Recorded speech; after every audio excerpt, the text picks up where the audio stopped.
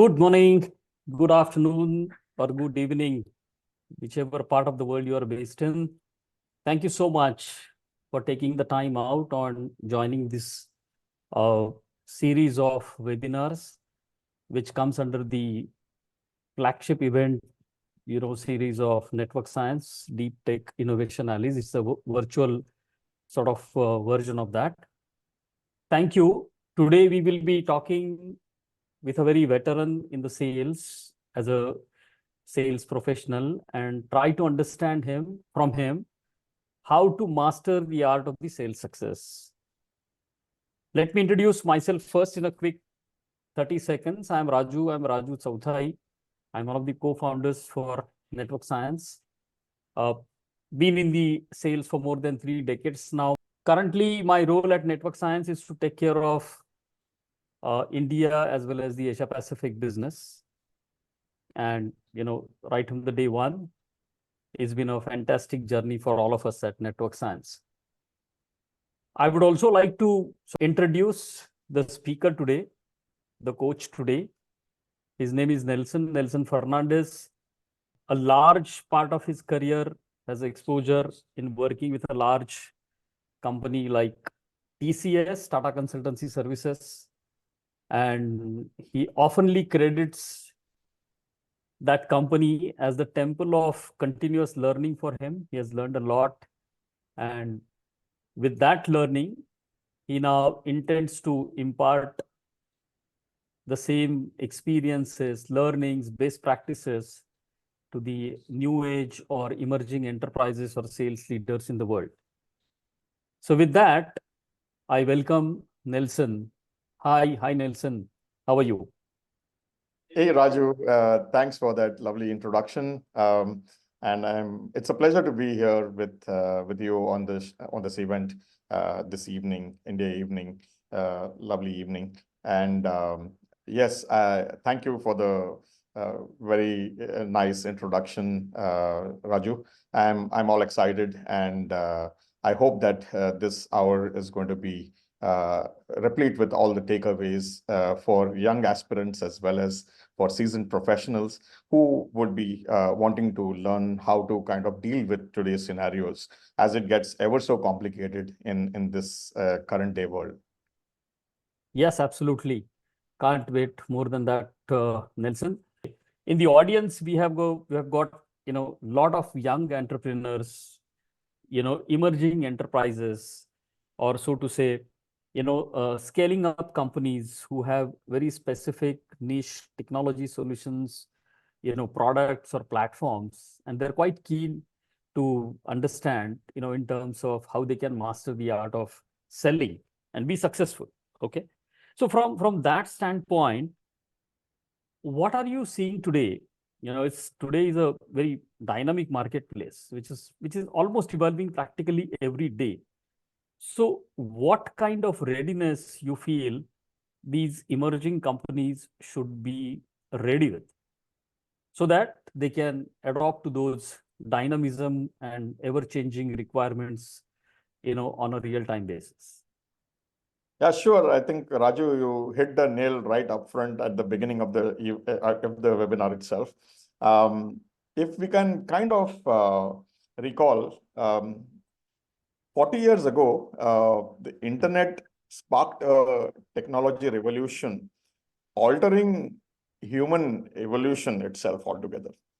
And sometime later on the timeline, smartphones then kind of snowballed that evolution into how businesses operate today, right?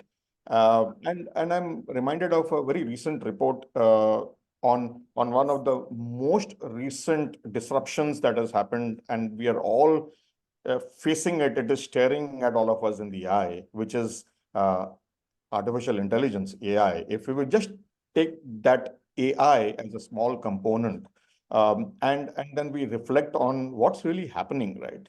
So 86% executives of a very large survey that was conducted by a renowned IT organization very recently, 86% of the executives are already using AI. Can you believe it?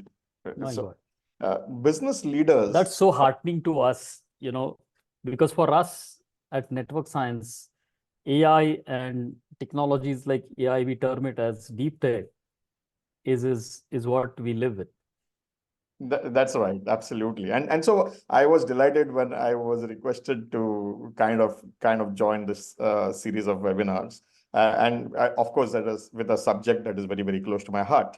Um, Business leaders are making changes to adopt to the use of AI. And the impact of AI, if you look at what the world is getting to, about 50% of those execs who were a part of that survey apparently are looking at this as a very, very optimistic revolution. And interestingly, the impact of AI is likely to be greater than, I'm sure it will be greater than the internet revolution, which by itself was so huge in magnitudes, and the smartphone revolution that happened, right? So I think we're staring at a very, very exciting time, Raju. And if you remember, when in the early days, in the early 90s, when you and I went with our bags, we literally went selling, we used to target Door a to building door. Yeah. in Nariman Point, let's say, and we would go Yes. door to door and we would knock on that door, identify who is the decision maker, leave a card behind. From Correct. there till today, I mean, in the context of your title for today's event, right? Mastering the Art of Sales Success. Um, Technology itself lends itself so beautifully to be able to make the most of it.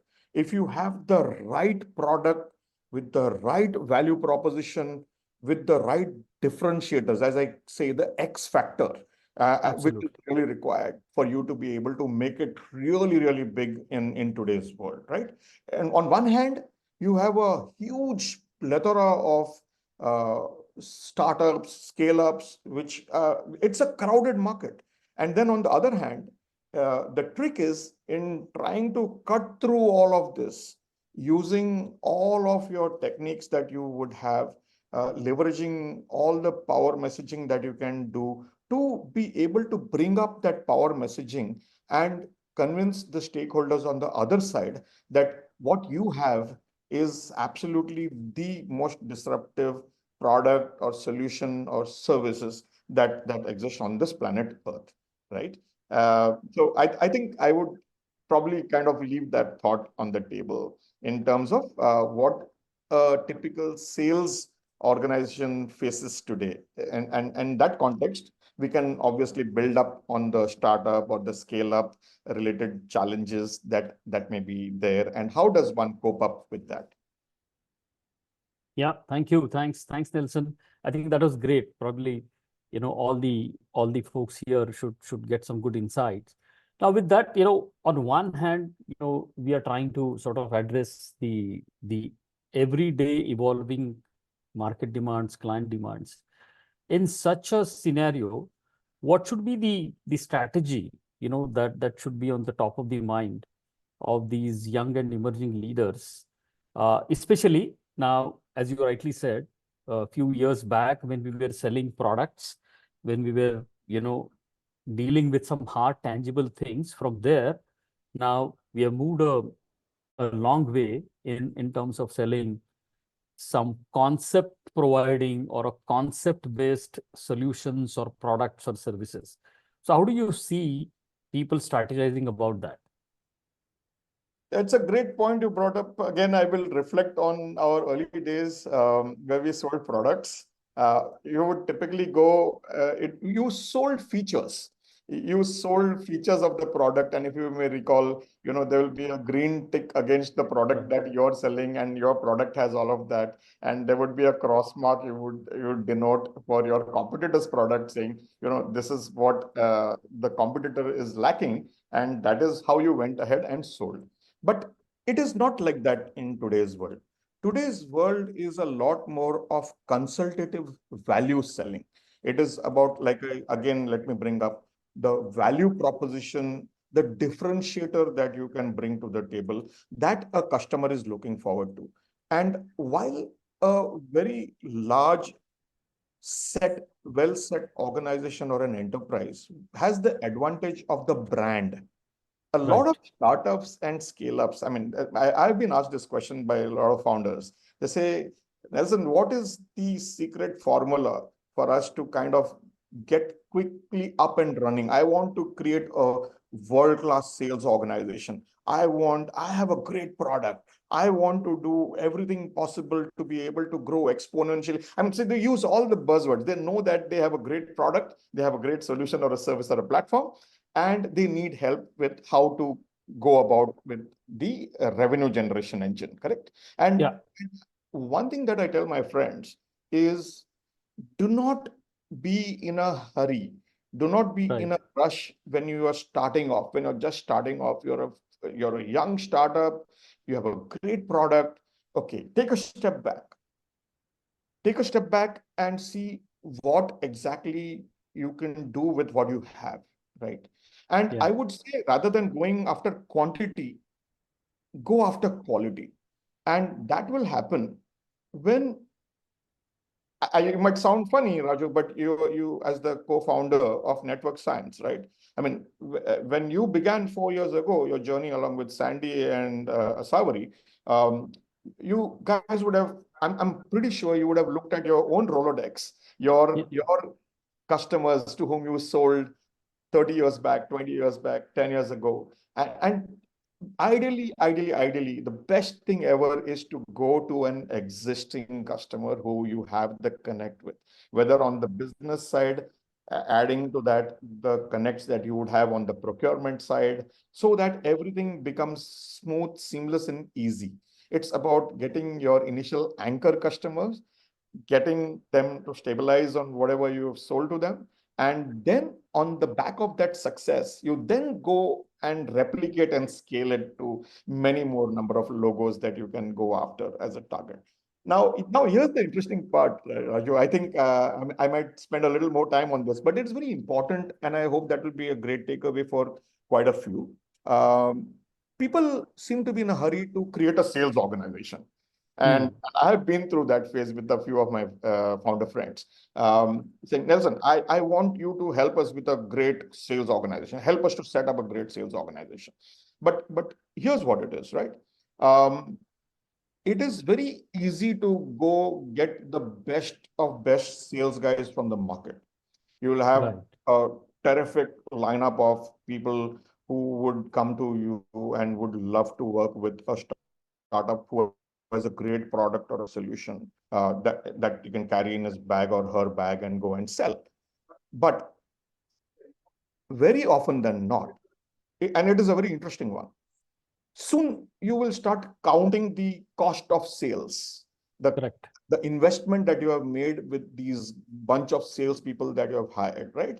And then soon ROI. exactly the Yeah. equation starts quickly moving focused to the sales cost being greater than the revenue. And Right. that's where things become a little disturbing. Anxiety starts creeping in, and unfortunately or fortunately or whatever you may call it, uh, all roads lead to the blame game on this poor sales guy. I mean, now obviously selling in a startup or a scale up environment is not the same as selling in a well-known, reputed, large organization, right? If you Right. ask me if I can draw a parallel, when I moved out of TCS, I thought that, I was the champ of sales and I can bring multi-million dollar deals just like that. But what I forgot is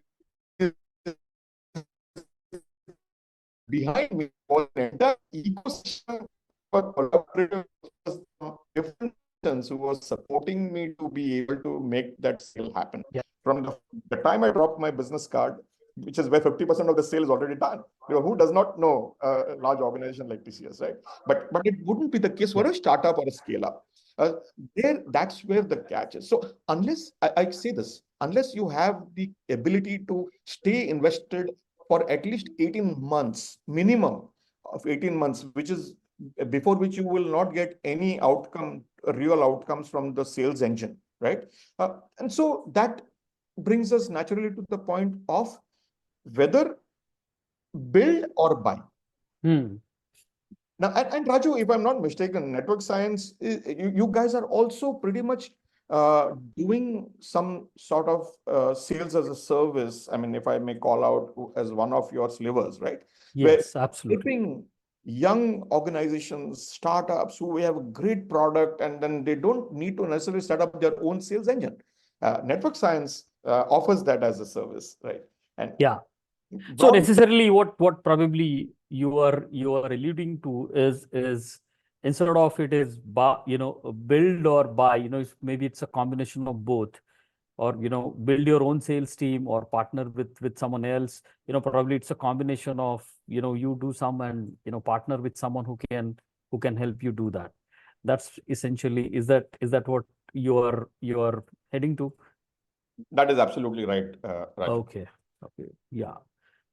Excellent. So we just talked about doing investments in certain things, staying invested in with a long-term view, thinking it more like a marathon than a sprint. Obviously, while doing or taking these decisions, many a times, we tend to make mistakes. Okay. And I would say I have hardly seen a founder who hasn't done mistakes. Okay. But if you have to advise about top three commonly made mistakes in such scenarios and how to avoid them, I think that will be a great input. So would you like to throw some light on that? Yeah, sure. I think, yeah, that's a great question, actually, Raju, and a bit difficult to answer within the remit of short. Time. Yes, I So, know we have a very short time. Yeah.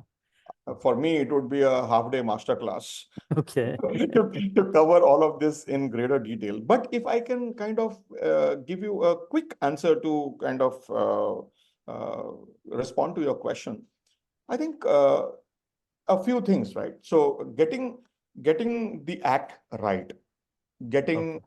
the power messaging correct, and the ability to go and find your differentiator, which you can then position in a customer place.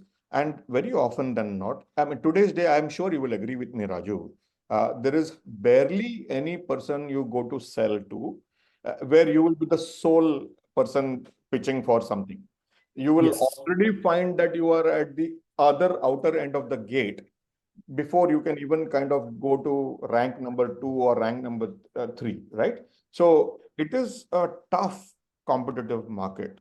One really, really needs to understand what is the value proposition I'm going to go and sell to. Many times people just go blind. They think that they have a great product.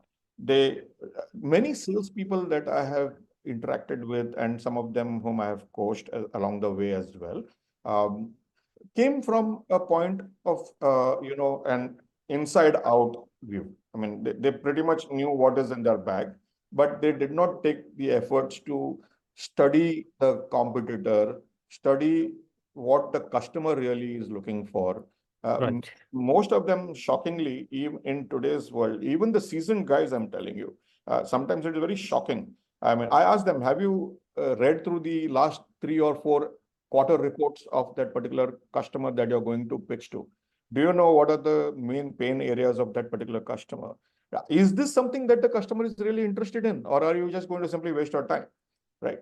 So many a times people get lost in the tresses. They kind of think about their laurels on past laurels on which they are resting. Hey, I am the champ of sales. I can go and crack anyone, right? But that really doesn't work today. The days of the, as I keep saying, the people who have attended my workshops will associate with this. The days of whining and dining sales guy is over. Mhm. Today's day, it is about doing deep research about the customer, understanding the customer's business KPIs, Right. and then working back to see whether the product or a solution or the service that I have Hmm. resonates with that business problem that you're trying to solve for that customer. Absolutely. Yeah. And that is where what I see missing in many places. So those are some of the panic buttons. Those are some of the red buttons I would advise people to watch out for.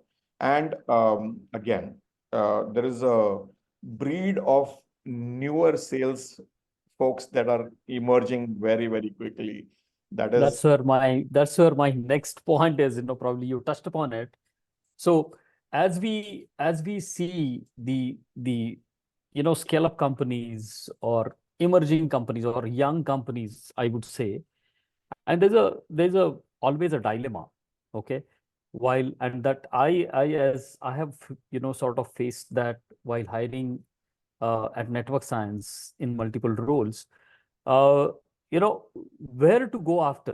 Should I look after if I have to hire someone doing sales, or sort of doing pre-sales or whatever, whichever function?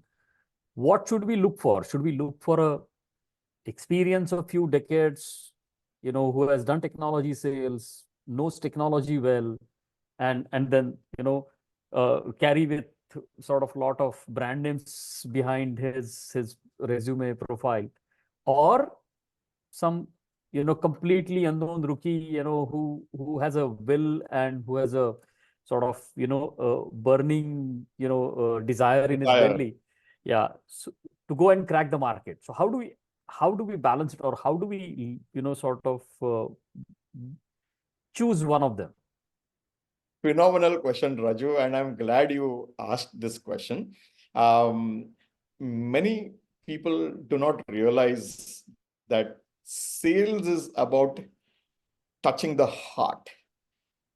It's about touching the heart. I mean, only when you are able to touch the heart of your customer, can you sell to a customer. Now, on one hand, you have this young Gen Z, budding and full of energy. They want to do some amazing things and all of that stuff, right? On the other hand, we have seasoned professionals like yourself and myself who have all the Right. scars on our back in the process of trying to sell various products, services, platforms to customers all our life, right? Right. So, and it's, I mean, many of you know that I follow the Dave Curlin baseline selling methodology. I mean, and I coach on the principles of baseline selling. Uh, Dave Curlin, since 1985, uh, kind of categorized this, and it has evolved. It's a model that has evolved. Even I was not aware until my recent association with them about a couple of years ago, that when a sales guy wakes up, Mm-hmm. Mm-hmm. she or he has, it's like those switches you see in the cockpit of an aircraft.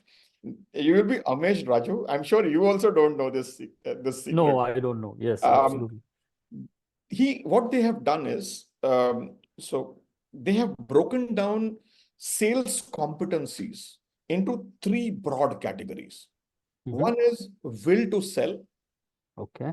one is the sales DNA, Mm. and the third is the tactical or the selling competencies. Okay. Now, sales DNA, so will to sell is like, okay, I mean, I ask you, Raju, will you sell this particular product to this ex customer? And you will say, of course.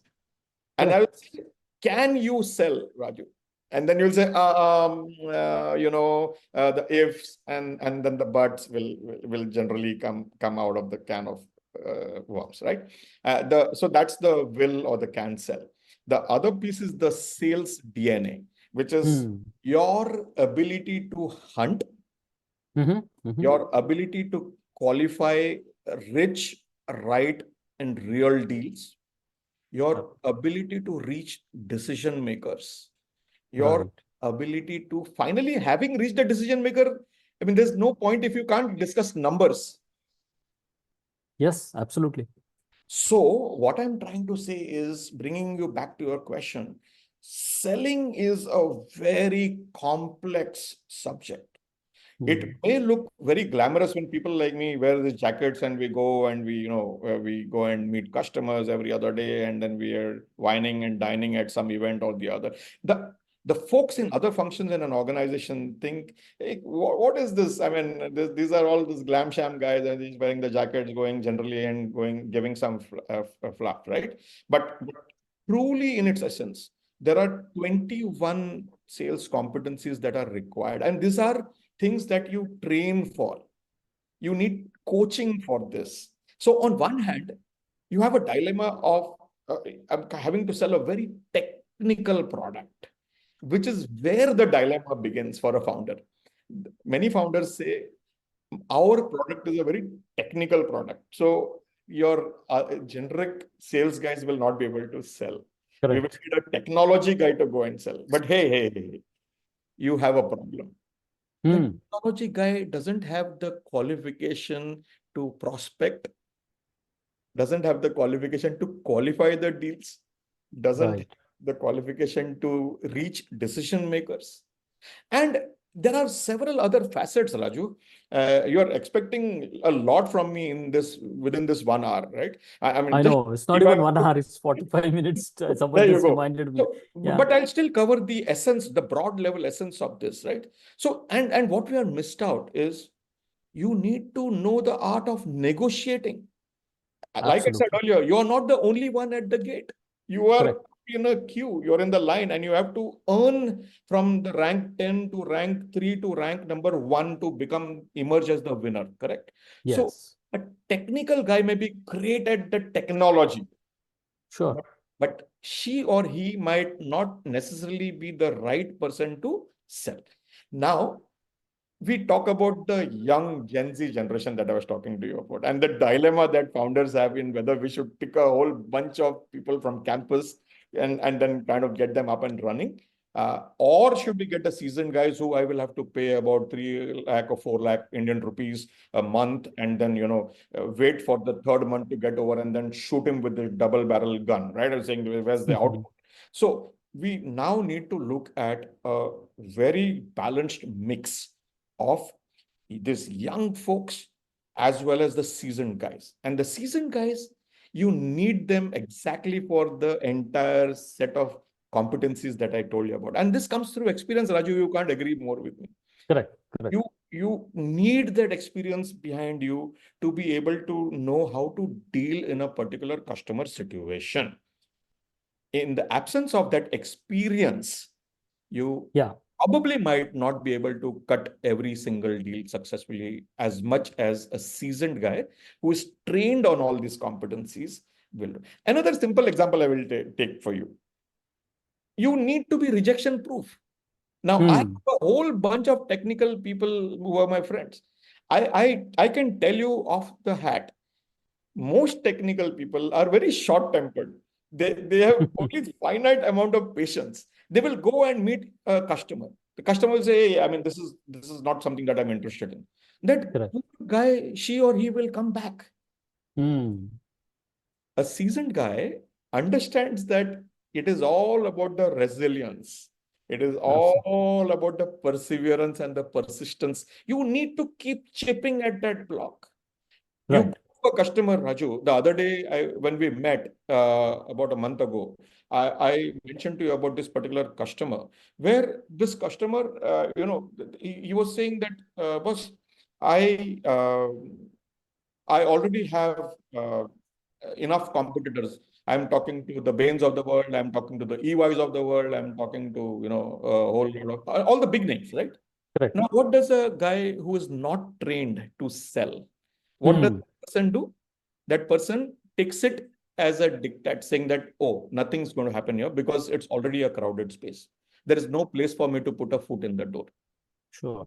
A qualified salesperson will look at it as an opportunity, keep Hmm. chipping at it, and someday something which goes wrong in the incumbent vendor's contract suddenly gives rise to a crack. And someone Hmm. like me will use that crack to make an entry at that point of time. And this happens Yes. when you create a relationship and you are in touch with the person. You find reasons to be in touch with that particular CXO or one level down or whatever. So, I mean, it is a very interesting space. It is a very, very healthy mix that one needs to look at. But before that, I will say, Raju, after having said this entire story, I will still say startups and scale-ups need to take one step at a time when it is to talk about their GTM strategy.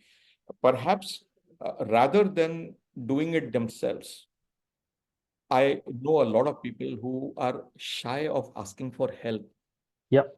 There are lots of advisors, there are lots of mentors who are out there who you will be surprised at the kind of help you can get only if you ask for that help. Absolutely. And I can think of a great analogy. When we were in school, we held the little finger of our teachers and we said, ma'am or sir, what is this about? And then the teacher would guide, the teacher would mentor. In college, you went to college and you asked a professor for help wherever you got stuck. We should have that same mindset. Even so, what if you have founded a startup? You need help. If you need help, you should call it out. And the people who ask for help get the right people at the right time at the right place. And it's all about getting those anchor customers. And once you have that threshold where you are now comfortable, where you are now aware that you are able to invest and patiently wait for an 18-month period, let's say, at a minimum, I'm saying. Yeah. 18-month period of gestation, you have that capacity to kind of put in that kind of investment.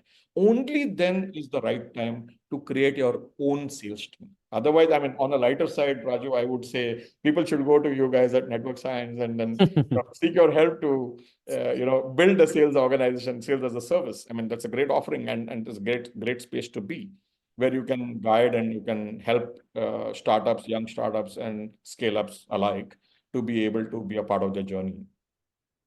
Yes, that was quite an elaborate answer, Nelson. And thank you for that. Now that brings me towards the end of this segment. Very pertinent question. In today's world, lot of conferences, lot of forums that you go, you hear one thing in common. About AI, whether it's a boon or a curse or whatever it is. Okay. Now, do you see with that same logic, AI creating a threat or replacing the human in the sales process or as a sales? What's your take on that? I mean, we'll have to be really quick because we have some questions to cover, as well as there is another interesting round that is coming up. So over to you. Sure, it's a brilliant question, Raju. And jokingly, I would say we know each other over the years. I have a problem with my stop button, right? Whenever I have been asked an interesting question, I just don't know how to stop, right? But I will try and make it keep it short. I think beautiful question. I don't think AI poses any threat whatsoever to the world of sales and salespeople or their careers, right? And I'll explain quickly. Thanks for that warning. I will be very quick.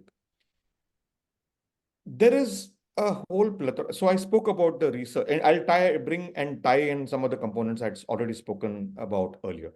So there's a lot of research work to be done.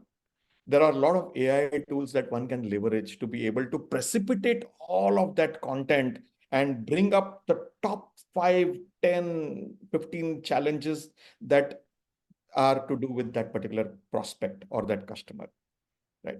There are a whole bunch of things that you can do with AI today, thanks to the technology. We didn't have that, Raju, in 1990. Correct, absolutely. Absolutely. You needed to write it on your book. You needed to scour through. You had to make phone calls, and there was no other option. Yeah. So, if at all, AI can only complement the skills of the competent sales guy, while the sales guy can offload a whole lot of this activity to AI. And therefore, the adoption of AI in today's sales world is extremely crucial. The guy who will adopt AI and leverage AI to do all of this for her or him, those people are more likely to succeed. As far as the interaction is concerned, I have not come across, and I do so many meetings and so many events and workshops that I kind of conduct, right? I am yet to come across anybody who's told me that they have started interacting with AI bots. Or fully automated the sales process without a human interface. So if you tell me, Raju, that a sales bot is now going to talk to a CXO bot, or a sales bot is now going to interact with the procurement bot. Probably that is probably something we may or we might not see in our lifetime. But until now, so far, AI can only help complement the efforts of a salesperson on the field or the pre-sales function, or basically the sales job family, pre-sales, business development solutions, all of that stuff, right? So I think that's my take on AI. Absolutely no threat I see at all. Yeah. So probably it's exactly the same with the other functions. Like if at all AI will do anything, it will only make you sharper. It will complement your efforts. It will make you smarter. So it's actually, fully dependent on the human being who's using that as a technology. Yeah, so I think that brings us to the end of the first segment. Now we will in between quickly take some questions. I'm seeing some questions that are coming in. So the first question, I will just read you out, and then probably we will short answers. And if you needed an elaborate answer, we can reach out to the participants via email. The question here, and I'm reading out for you, is how do we manage the short attention span of people, let alone business top daddies, to consultatively to sell to them? Okay. Now this is a first of all, I think this question is being asked by Prashant Parina, looking at the chat window. Prashant, yeah. I think you don't sell overnight to any of your connects. It is a relationship building exercise in the background that has to constantly happen. You can't pick up some pursuit in a particular prospect and then expect that you will go and you will ink the deal or the contract, right? So it is a process. It is a slow curation of relationship building that will only then yield the person to give you time to talk about what exactly are you trying to sell to her or him. And there is no shortcut in sales. There is absolutely no shortcut in sales. There is, like I keep saying, you can't take a target for next quarter on a completely new canvas. You need to have prospected them 2 quarters ago. You need to have already put in a proposal at least 45 days ago if you have to take that target for this current quarter, right? So it's more or less in those lines. I hope I have been able to address the question. Yes, probably, and again, we will connect with Prashant offline, and then we can take sort of some more inputs or provide more inputs, whichever way. Yeah, I'm seeing another question coming in, and probably in the interest of time, this is the last question that we will take, and then all other questions we will answer offline. Here is a question coming from Prasad P, which is as below. How do I differentiate between consultative selling versus pre-sales or selling? Are there any overlaps in the concepts? Yeah, that's pretty much a very straightforward answer, actually. Yeah. Sales is a part of the sales job family, which is in direct connection with an end customer. Pre-sales is more about looking at what kind of solutions will fit in, what does my product do. What pre-sales folks typically in a classic organization structure of today looks at what are the trends in the market, what are customers looking for, what problem are we solving for, etc. Right? And therefore, and it's all consultative at the end of the day. Ultimately, whatever you are packaging in and putting up as a solution is then it's like the kitchen and the person who's serving the dish at the grand glamorous table at a fine dining restaurant, right, Raju? Yeah. So the pre-sales guys are the guys in the kitchen. They're cooking up all the solutions, and the sales guys are the guys who are offering that dish to those customers. Absolutely fantastic, wonderful analogy. I like that. So, I mean, there are a few more questions, but again, I'm just keeping an eye on the time, and I don't want to sort of go over time. So we have about 3 or 4 questions left. Sorry, 3 or 4 minutes left. Okay.